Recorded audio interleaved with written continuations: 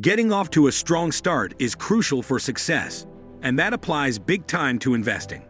The choices we make early on really steer our financial path. Compounding, which is like a superpower for growing money, loves time. So starting young is a huge advantage. When you're young, you can take more risks and lean into growth-oriented investments like stocks and property. Before hitting 35, nailing down solid saving habits, diversifying investments, and taking calculated risks are key moves that pave the way for a solid financial future.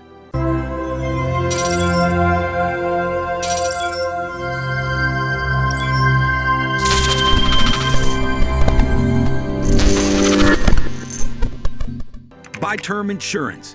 One of the crucial financial choices individuals face when they begin earning is purchasing term insurance. It's recommended to prioritize buying term insurance early on, as it offers maximum life coverage at the most affordable premiums. Securing a term cover at a young age comes with a significant benefit.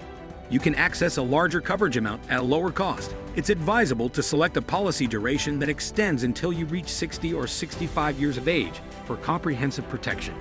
Additionally, numerous life insurance companies now provide online term plans, presenting another avenue to explore for acquiring a term plan. Next step is health insurance.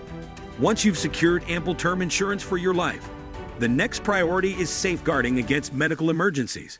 There's a widely acknowledged adage urging the purchase of health insurance before the need arises because obtaining coverage becomes challenging when urgency strikes. One evident advantage lies in the lower premiums for medical insurance applicable to younger individuals. This choice also facilitates navigating through the initial 3-year waiting period seamlessly, avoiding any complexities. Postponing the purchase of a policy might expose you to health issues, typically surfacing in one's late 30s or 40s. Starting with an individual plan makes sense initially, transitioning to a family floater plan once you marry or expand your family. Relying solely on employer-provided health benefits isn't advisable, as they might not suffice in most cases. Additionally, these benefits won't be accessible post-retirement, precisely when the need for health coverage tends to be at its peak. Create an emergency fund.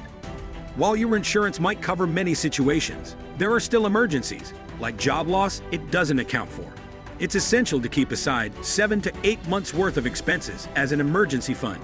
You can put this money in short-term bank fixed deposits, FDs, invest it in liquid or money market mutual funds, or use a sweep and savings account.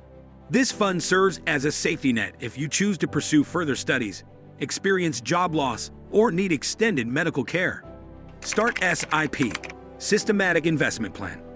Once your insurance needs are met and you've set up an emergency fund, it's prime time to delve into the world of investments. Keep in mind that compounding flourishes over extended periods.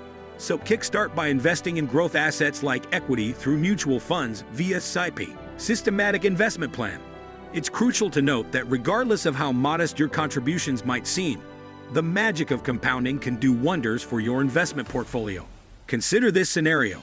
By investing $30 monthly, growing at 12% annually, you could amass a whopping $2,053,333 USD in 30 years.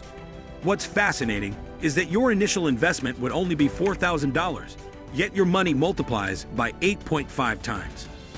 However, delaying the commencement of SIP by just 4 years and allowing 26 years instead of 30 years could lead to a significant setback, resulting in a corpus of only 128,000 USD, a loss of 72,000 USD compared to the longer investment horizon.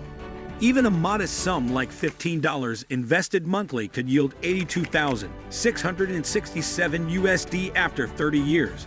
So the key is not to hesitate and start investing with whatever amount you can, as even the grandeur of Rome wasn't built in a day. Create appreciating assets.